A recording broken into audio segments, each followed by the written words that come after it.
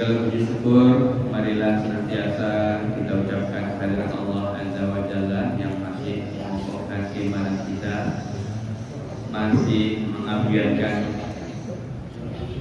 jasmani kita, masih memberikan kita kesempatan untuk bisa berkumpul pada malam hari ini dalam rangka kegiatan taklim.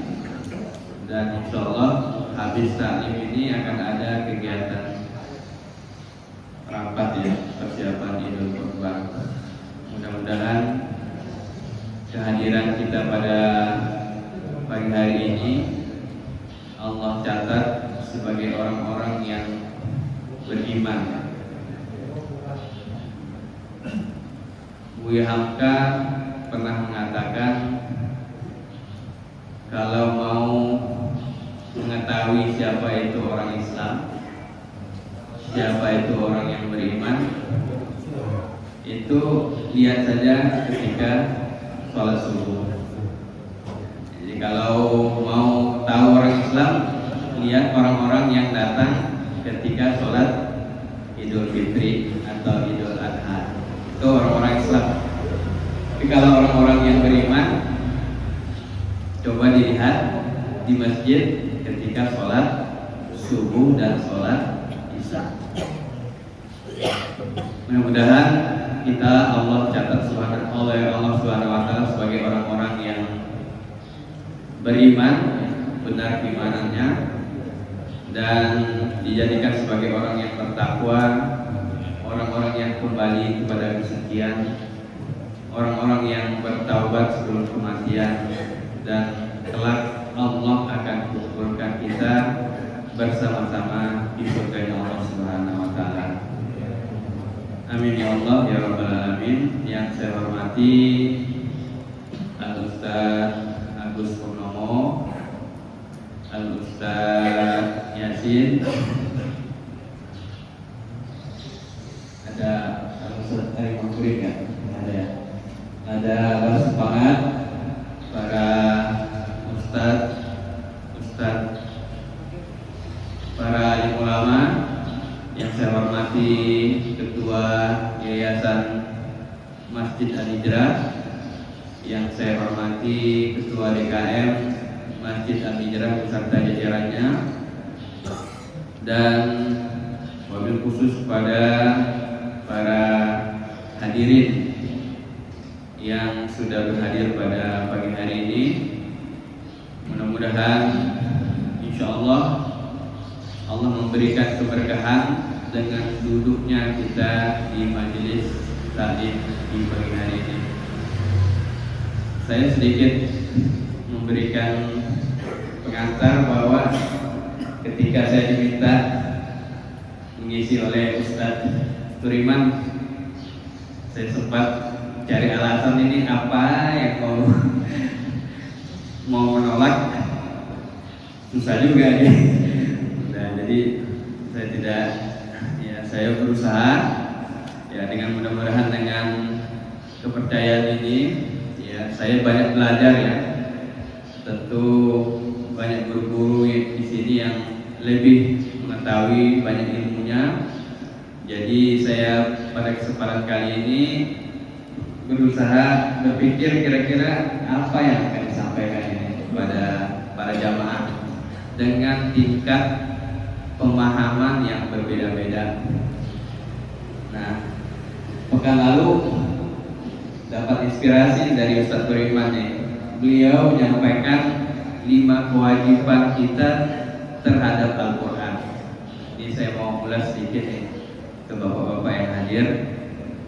Apa 5 kewajiban kita kepada Al-Quran, Bapak-bapak? Yang pertama, pekan kemarin itu mengimani Al-Quran ya. Mengimani Al-Quran. Di dalam Al-Quran dikatakan zalikal kitabul la raiba fihi. Tidak ada keraguan di dalamnya. Jadi insyaallah ya, dalam Al-Quran ini sebagai petunjuk dan pedoman hidup bagi kita. Yang kedua, membacanya, Pak. Baca. Yang ketiga, memahami mentadaburinya. yang keempat mengamalkannya, yang kelima mendakwahkannya. Nah, ini pikiran nih, mudah-mudahan dapat nih kita imani Al-Quran, ya. Al-Quran yang kita baca mudah-mudahan nanti akan membawa syafaat pertolongan juga kepada kita di yaumil kiamat kelak. Amin ya Allah ya Rabbal alamin. Izinkan saya akan memandu kita untuk sama-sama membaca surat Yasin. Insya Allah bagi yang sudah hafal bisa disimak, dan yang sudah ada artinya, insya Allah mudah-mudahan kita bisa mengambil banyak pelajaran di dalam Quran surat Yasin. Jadi ini nama ketua DKM kita nih, Pak Yasin. Jadi surat Yasin ini Bapak-bapak itu dikenal sebagai jantungnya Al-Quran, atau disebut juga dengan Qalbul Quran, karena di dalam surat Yasin ini itu memuat inti ajaran Islam. Dia memuat tentang terkait dengan keesaan Allah Subhanahu wa taala, kenabian serta kehidupan akhirat. Di dalam surat Yasin ini juga itu dijadikan sebagai untuk mengokohkan kekuatan hati. Makanya di sebagian masyarakat kita, ya, pembacaan surat Yasin itu dibacakan ketika ada terjadi musibah. Walaupun sebagian masih memperdebatkan ya terkait dengan kesohihan hadis ya terkait dengan surat Yasin ini, tapi paling tidak ya ini sebagai amal ya, pada iul amal. Jadi untuk memotivasi kita untuk beramal gitu ya. Jadi mari pada kesempatan kali ini kita membaca surat Yasin. Ada 83 ayat. Kata Ustaz Turiman pekan kemarin, satu hurufnya itu 10 kebaikan. Jadi mudah-mudahan banyak kebaikan yang kita dapat dengan duduk kita pada pagi hari ini. Mari kita mulai membaca surat Yasin dengan mengucapkan terlebih dahulu kalimatul basmalah, Bismillahirrahmanirrahim, dan demikiannya juga kita bacakan umul Al-Quran Al-Fatihah. A'udzubillahi minasyaitonirrajim. Bismillahirrahmanirrahim. Alhamdulillahirabbil alamin arrahmanirrahim maliki yaumiddin. Iyyaka na'budu wa iyyaka nasta'in. Ihdinas siratal mustaqim.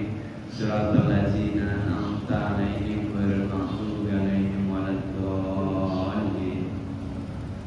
A'udzu billahi minasy syaithanir rajim. Bismillahirrahmanirrahim. Yasin wal Qur'anil hakim. Innaka minal mursalin ala siratim mustaqim. Tanzilal azizir rahim. Litunzira qauman ma unzira aba'uhum fahum ghafilun. Laqad haqqal qawlu ala aktharihim fahum la yu'minun. Inna ja'alna fi a'naqihim aghlalan fahiyya ilal adqani fahum muqmahun. Wa ja'alna min bayni aydihim saddan wa min khalfihim saddan fa'aghshaynahum fahum la yubsirun. Wa sawa'un 'alaihim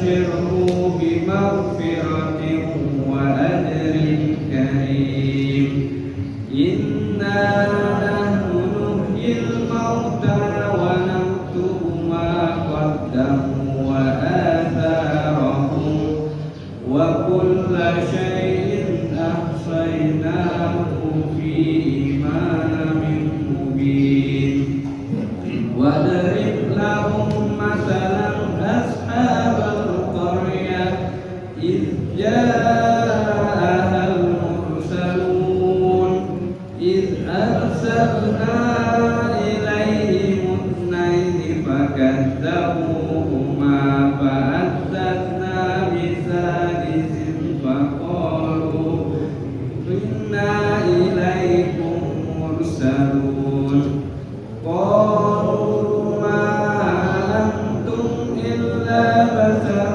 مثلنا وما أنزل الرحمن من شيء إن أنتم إلا تكذبون قالوا ربنا يعلم إنا إليكم لمرسلون وما علينا إلا البلاغ المبين قالوا إنا تطيرنا بكم لئن لم تنتهوا لنرجمنكم وليمسنكم منا عذاب أليم قالوا طائركم معكم أئن ذكرتم بل أنتم قوم مسرفون وجاء من أقصى المدينة رجل يسعى قال ما قوم اتبعوا المرسلين اتبعوا من لا يسألكم أجرا وهم مهتدون وما لي لا أعبد الذي فطرني وإليه ترجعون أأتخذ من دونه آلهة إن يردني الرحمن بضر لا تغني عني شفاعتهم شيئا ولا ينقذون إني إذا لفي ضلال مبين إني آمنت بربكم فاسمعون قيل ادخل الجنة قال يا ليت قومي يعلمون بما غفر لي ربي وجعلني من المكرمين وما أنزلنا على قومه من بعده من جند من السماء وما كنا منزلين إن كانت إلا صيحة واحدة فإذا هم خامدون يا حسرة على العباد ما يأتيهم من رسول إلا كانوا به يستهزئون ألم يروا كم أهلكنا قبلهم من القرون أنهم إليهم لا يرجعون وإن كل لما جميع لدينا محضرون وآية لهم الأرض الميتة أحييناها وأخرجنا منها حبا فمنه يأكلون وجعلنا فيها جنات من نخيل وأعناب وفجرنا فيها من العيون ليأكلوا من ثمره وما عملته أيديهم أفلا يشكرون سبحان الذي خلق الأزواج كلها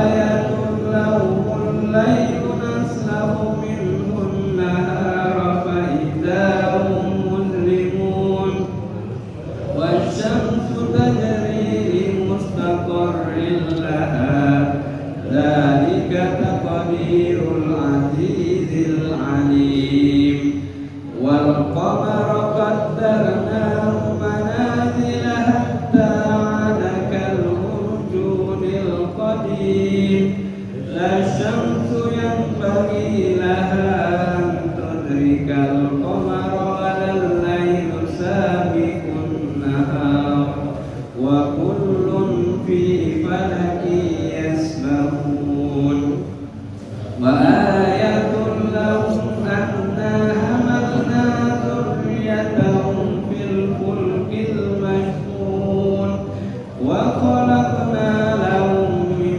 مثله ما يركبون وإن نشأ نغرقهم فلا صريخ لهم ولا هم ينقذون إلا رحمة منا ومتاعا إلى حين وإذا قيل لهم اتقوا ما بين أيديكم وما خلفكم لعلكم ترحمون وما تأتيهم من آيات من آيات ربهم إلا كانوا عنها معرضين وإذا قيل لهم أنفقوا مما رزقكم الله قال الذين كفروا للذين آمنوا أنطعم من لو يشاء الله أطعمه إن أنتم إلا في ضلال مبين ويقولون متى هذا الوعد إن كنتم صادقين ما ينظرون إلا صيحة واحدة تأخذهم وهم يخصمون فلا يستطيعون توصية ولا إلى أهلهم يرجعون ونفخ في الصور فإذا هم من الأجداث إلى ربهم ينسلون قالوا يا ويلنا من باتنا من مرقدنا هذا ما وعد الرحمن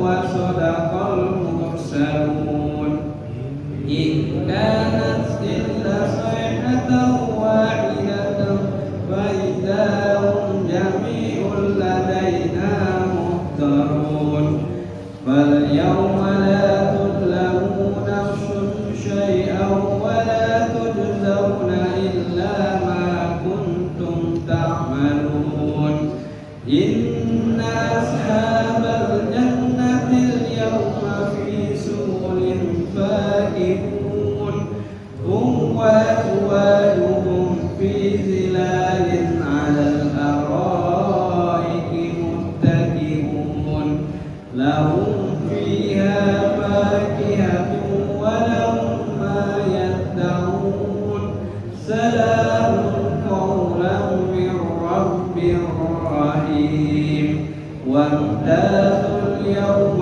أيها المجرمون ألم أعهد إليكم يا بني آدم ألا تعبدوا الشيطان إنه لكم عدو مبين وأن اعبدوني هذا صراط مستقيم ولقد أضل منكم جبلا كثيرا أفلم تكونوا تعقلون هذه جهنم التي كنتم توعدون اصلوها اليوم بما كنتم تكفرون اليوم نختم على أفواههم وتكلمنا أيديهم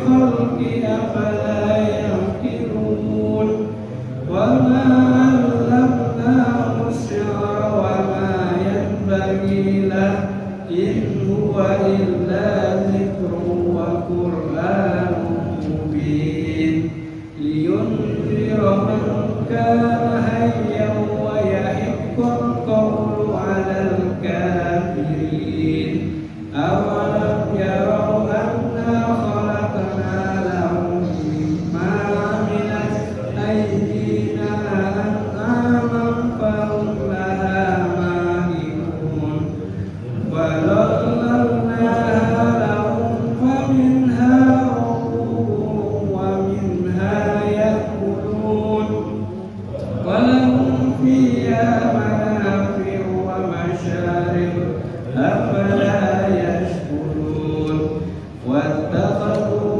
من دون الله آلهة لعلهم ينصرون لا يستطيعون نصرهم وهم لهم جند مهضرون فلا يحزنك قولهم إنا نعلم ما يسرون وما يظهرون أفلم يروا الإنسان أنا خلقناه من نطفة فإذا هو خصيم مبين وضرب لنا مثلا ونسي خلقه قال من يحيي العظام وهي رميم قل يحيي الذي أنشأها أول مرة وهو بكل خلق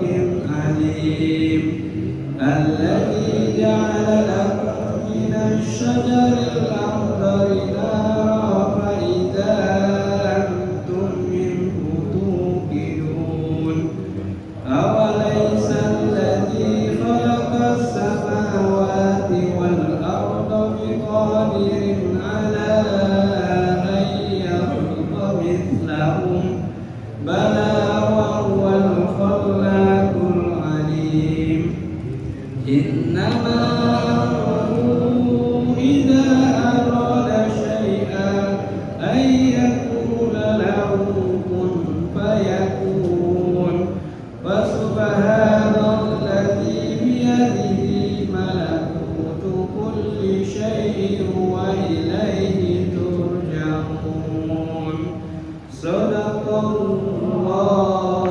العظيم Sadaqallahul azim. Semua sadaqallahul azim. Alhamdulillah dengan segala firman-Nya. Jazakumullah. Ucapkan kepada kita semua, mudah-mudahan apa yang kita baca tadi dapat menambah keimanan dalam hati kita dan menjadikan pengajian kita pada hari ini, pagi hari ini menjadi pengajian yang diberkahi oleh Allah Subhanahu wa taala. Allah jadikan duduk kita pada hari ini sebagai penggugur dosa-dosa kita di hadapan Allah Subhanahu wa taala. Izinkan para guru, para hadirin sekalian, saya ingin kita melihat satu fragmen kisah yang ada di dalam surat Yasin ini, yaitu kisah terkait dengan Ashabul Qaryah. Ya, jadi ada satu kisah di sini yang sangat menarik menurut saya. Yang mudah-mudahan kita bisa mengambil pelajaran ya dalam Al-Quran, bahwa di dalam Al-Quran ini ada kisah-kisah yang sangat berharga bagi kita manusia. Di kisah-kisah ini Allah menunjukkan akibat dari keingkaran serta kemuliaan bagi orang-orang yang mempunyai keteguhan iman. Kisah yang kita ambil ini di dalam surat Yasin ini yaitu tentang Ashabul Qaryah, penduduk sebuah negeri yang mendustakan para utusan Allah hingga akhirnya ditimpa suatu azab. Jadi di dalam surat Yasin ini ada satu fragmen kisah yang menceritakan 3 rasul dan kaumnya yang ingkar. Nah, di dalam surat Yasin ini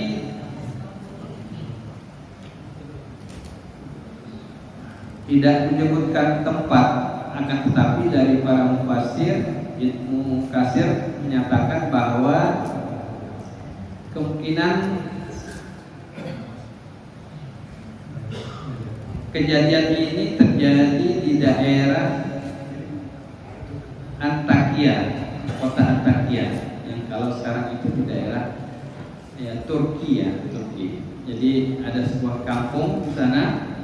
Ada 3 rasul di dalam surat Yasin ini yang mengajak penduduknya beriman kepada Allah Subhanahu wa taala. Jadi dikisahkan di dalam surat ini ada 2 orang utusan yang diutus oleh Allah Subhanahu wa taala. Tapi penduduk di negeri Antakya ini mendustai atau mengingkari apa yang disampaikan oleh Rasul itu. Sehingga kemudian Allah mendatangkan satu rasul lagi, dan itu pun didustakan oleh penduduk di kota Antakya ini. Bapak-bapak sekalian yang saya hormati, saya ingin menyampaikan ada terkait dengan seorang laki-laki yang disebutkan di dalam ayat ini, yang disebut oleh mufassir bernama Habib An-Najjar. Jadi Habib An-Najjar ini dia seorang tukang kayu, tinggalnya di pinggiran kota Antakya. Jadi dia tinggal di pinggiran kota Antakya. Nah, jadi singkat cerita, ketika Allah mengutus 2 orang rasul ke kota Antakya ini, yang dulu namanya itu mungkin Syria ya. Sekarang itu bagian dari negara Turki. Nah, penduduk di sana itu mendustakan keduanya. Kemudian Allah mendukung dakwah kedua rasul ini dengan mengutus rasul ketiga. Terjadi dialog berkali-kali antara penduduk Antakya ini dengan ketiga rasul Allah ini. Tetapi mereka semakin keras menolak dakwah dan semakin menyombongkan diri. Nah, disinilah Habib tukang kayu ini mengambil peran dalam dakwah yang dikisahkan dalam surat Yasin ini, Bapak-bapak. Ia bersegera melibatkan diri di dalam dakwah. Ia tidak mengatakan di kota ini sudah ada beberapa orang rasul sehingga tidak memerlukan diriku, tetapi ia tetap ikut aktif berdakwah, bahkan di atas menyebutkan dengan kata yas'a yang kita baca tadi ya. Yas'a untuk menggambarkan keaktifannya di dalam ikut berdakwah. Apa pelajarannya Bapak-bapak sekalian? Ini bisa menjadi sebuah pelajaran bagi kita sebagai muslim dan mukmin, agar kita bisa aktif ikut berdakwah, mengajak orang, seperti tadi sampaikan kewajiban kita terhadap Al-Quran ada 5, mulai mengimani, membaca, mentadaburi, mengamalkan, dan mendakwahkan. Jadi dia tidak meninggalkan dakwah dengan alasan sudah ada ulama. Oh, di sini sudah ada Ustadz Agus, sudah ada Ustadz Turiman, Ustadz Ali Mahfudi, dan Ustadz lainnya gitu. Tapi dia ikut berdakwah dengan mengatakan ikutilah para rasul-rasul itu. Nah, ini sebuah pelajaran bagi kita. Apapun profesi kita. Jadi dia Habib An-Najjar ini profesinya tukang kayu, Pak. Ya, kalau kita mungkin kalau tukang kayu yang modern kan mungkin dia banyak harta kayaknya. Tapi kalau dilihat dia dari ujung kota, ini menandakan bahwa ya, kalau di sebuah kota itu kan semakin ke pusat kota itu harga tanah itu semakin tinggi. kalau dia di pinggiran-pinggiran itu berarti kan dari segi harta kekayaannya mungkin nggak terlalu banyak gitu. Nah, dia ikut berdakwah walaupun profesinya adalah sebagai tukang kayu. Apalagi kalau misalkan profesi kita mungkin ada yang dokter, ada yang pengusaha, ada yang saudagar, ada yang guru, ada yang pegawai negeri, tentara, polisi dan seterusnya gitu. Dan profesi-profesi lainnya yang mungkin lebih bergengsi gitu. Ya. Sekiranya alasan punya harta atau jabatan tadi itu menjadi alasan untuk tidak aktif berdakwah, tentu ini yang akan menjadi alasan utama oleh si Habib An-Najjar ini, si tukang kayu ini. Tetapi ia tidak memanfaatkan alasan itu gitu. Nah, Bapak-bapak sekalian, di dalam surat Yasin ini tadi disebut rojulun. Jadi dia tidak disebutkan namanya di dalam surat ini.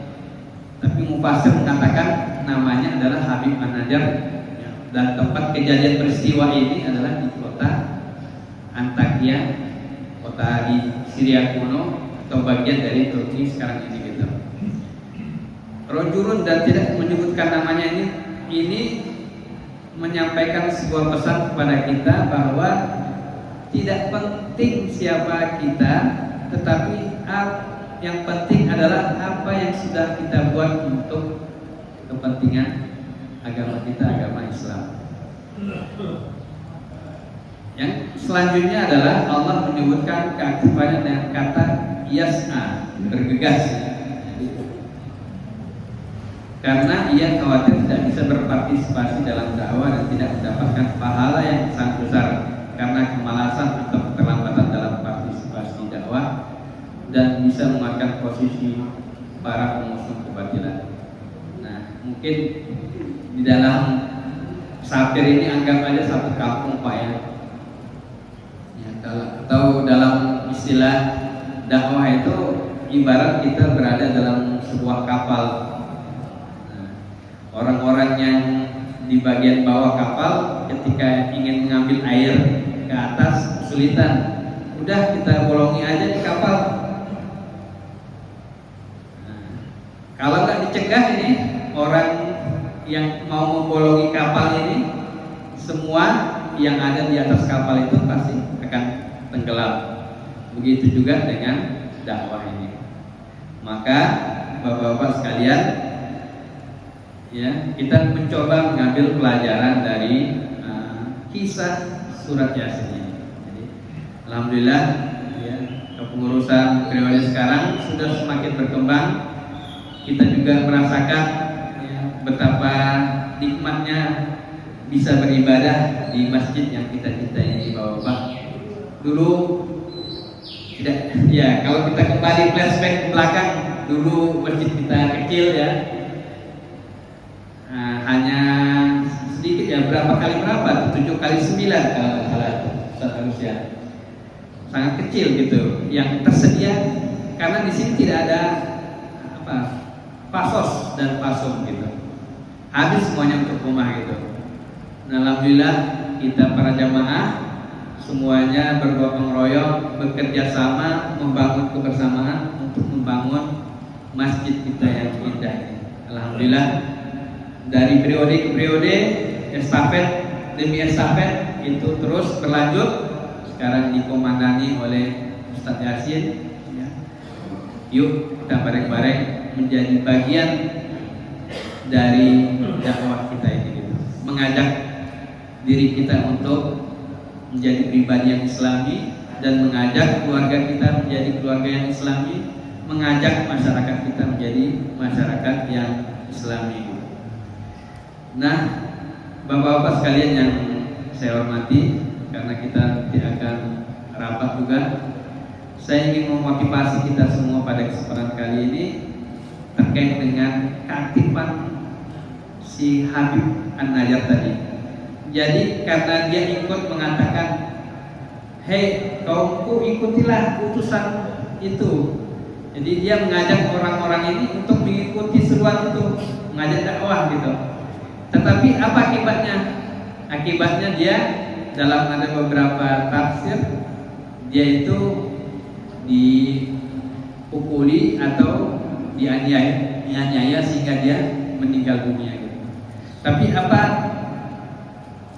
yang diberikan Allah Subhanahu wa taala kepada Habib An-Najjar ini gitu ya.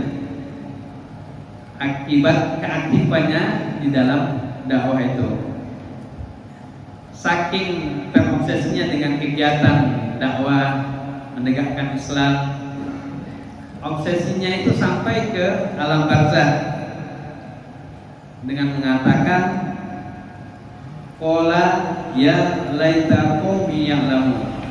Laki-laki itu berkata, alangkah baiknya sekiranya kaumku mengetahui. Quran surah Yasin ayat 26 dan 27, bima ghafaroli rabbi wa ja'alani minal mukramin. Apa yang menyebabkan Tuhanku memberi ampun kepadaku dan menjadikan aku termasuk orang-orang yang dimuliakan.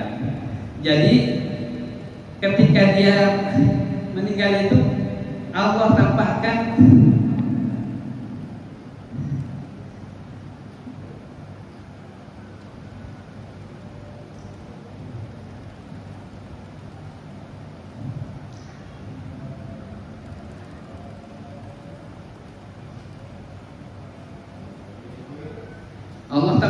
kemuliaan surga. Mudah-mudahan kita semua termotivasi dan ikut aktif ya. Walaupun peran kita sangat kecil, hanya membagikan air minum, membawakan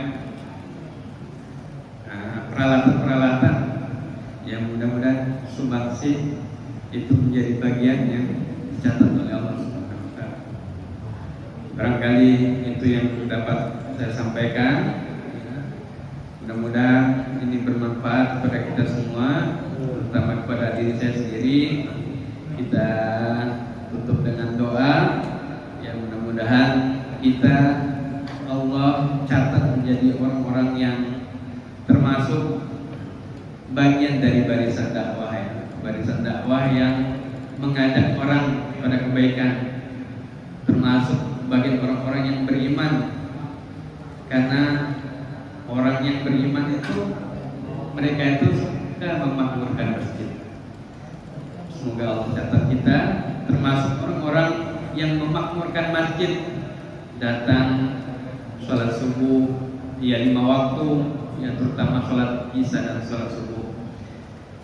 Semoga juga Allah karuniakan kepada kita keluarga yang sakinah, mawaddah, warahmah. Allah karuniakan kepada kita juga anak-anak yang soleh-solehah. Allah karuniakan kepada kita juga lingkungan yang islami di kompleks Safir ini ya, dimana semuanya kita bersaudara, kita saling bekerja sama, saling mendukung, saling menguatkan, saling mengokohkan, saling menasihati untuk kebaikan.